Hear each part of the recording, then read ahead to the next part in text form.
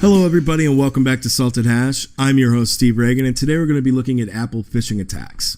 So this particular attack starts via email.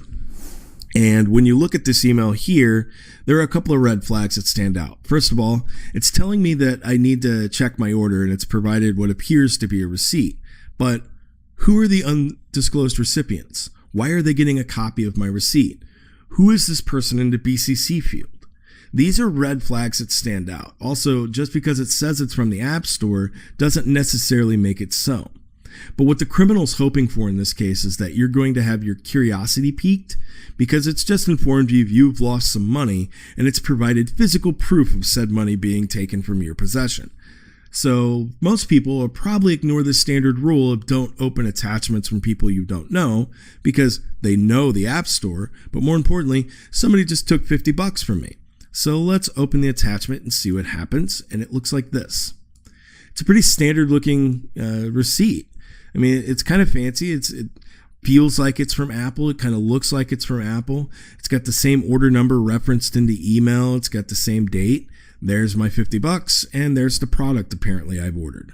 Well, obviously, most people didn't order this, so they're going to panic, and they're going to cancel transaction right then and there. They want their money back. That's what the criminal's hoping you're going to do.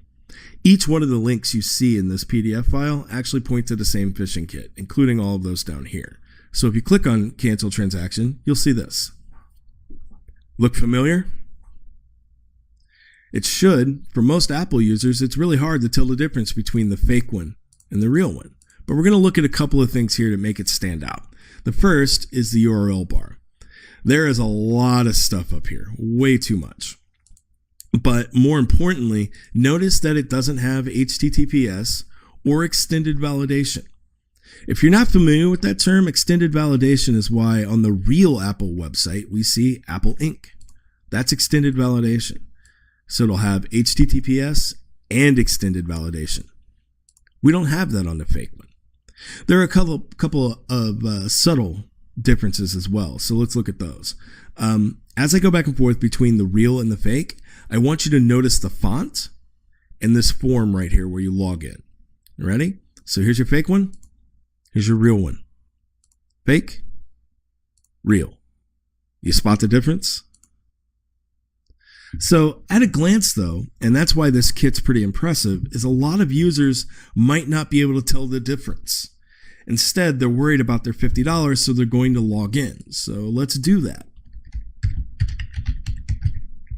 The minute you enter your password and you hit submit, this little arrow, the criminal will have compromised your Apple ID account. They'll know your username. They're going to know your password. There you go. It's done. Your username and password have just been compromised, but this form is not done with you yet. This particular kit wants additional information. As such, it shows that you're logged in, but now it wants you to fill this stuff out. So let's give it what it's looking for. It's looking for first name, last name, your date of birth. We're in the United States, so we're going to go down here and say so. An address, city, state, your postal code, mobile phone number, credit card information. So this card validator that they use with this checks to tell what kind of card you have and that you've entered the appropriate number of digits, but it doesn't actually verify them. So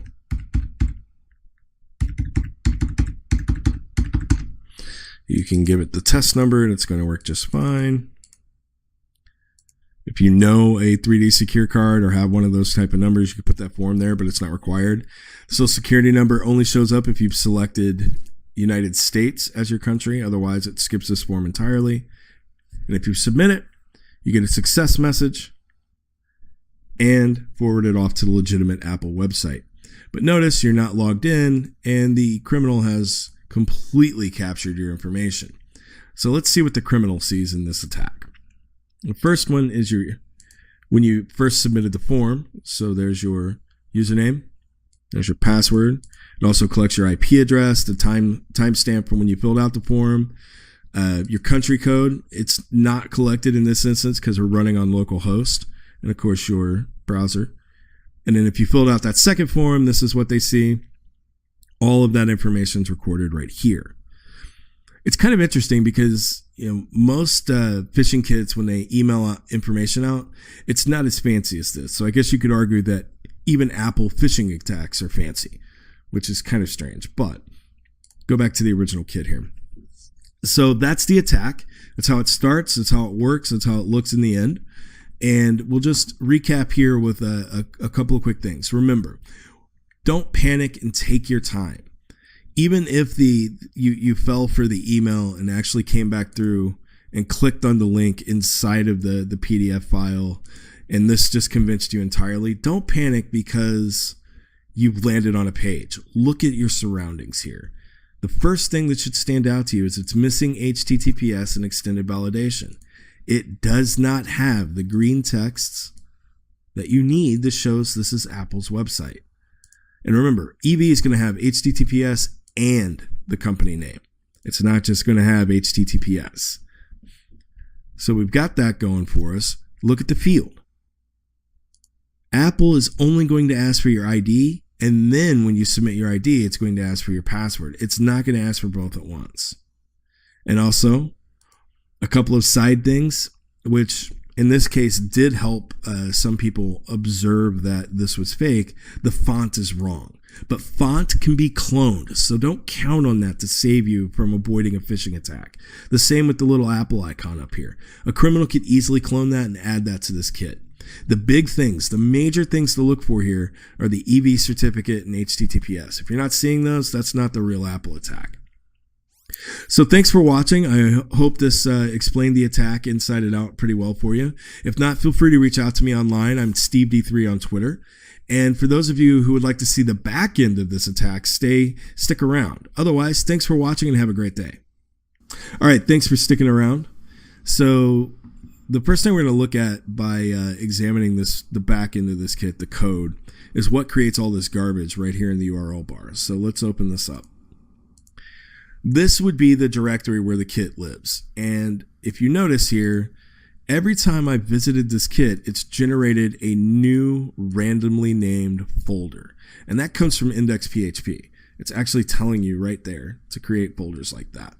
So what's happening is every time somebody visits the page for the first time, it creates a folder like this and copies everything out of info into the folder. And when it does that, you get something that looks like this. But for administrators, one of the things you can do is monitor your web directories for changes. So if something's been created or written to, or if something has been added, you can get an alert for that. These kits like this will trigger those alerts all the time, and they're certainly worth investigating every time you see them. Another thing you can do is scan the contents of files in your directory. So when you see rand being used, but you know you're not using it anywhere in your code, you should absolutely check it out. Even if it turns out to be a false positive, it's still worth investigating. The same goes for htaccess. These files usually get dumped onto with a lot of blocks for bots and scanners and things on the web that prevent the phishing kit from being indexed. Likewise, they tend to block everybody from a security company and IP address or IP range that goes with like cloud scanning and things like this so that they can hide longer. The goal is to keep the kit as active as possible for as long as possible. So if they're detected easily by scanning, then that's not going to do them any good. So when you notice things like this in your htaccess file, you can investigate and possibly get a kit removed before you get into any kind of trouble. Another interesting security tip, and this can also be discovered by scanning inside your files, is they look at the browser headers, and if you match a certain type of header, or if you have any kind of match to an IP address that they predetermined, they show you a fake 404 page. Again, that's just them trying to hide. It's not a foolproof security measure. Another thing to check for is the visit.txt or log.txt, which will show you every time somebody's hit the website. These usually come with kits. The name will vary, but you can check for stuff like that as well. And again, if you're monitoring your directories, kits like this, when they're uploaded, they're going to stand out. The interesting thing is this kit in particular came from a compromised WordPress install, and the criminal had extracted everything from the zip file, but left the zip file in the actual directory, and then moved everything to a subdirectory so there were open indexes. So you can get the kit and see the kit working at the same time. Security fails like that also help you find your stuff. But hopefully this has been an interesting look into the back end of the kit. If you have any questions, again, I'm SteveD3 on Twitter. Feel free to reach out. Otherwise, thanks for watching and have a great day.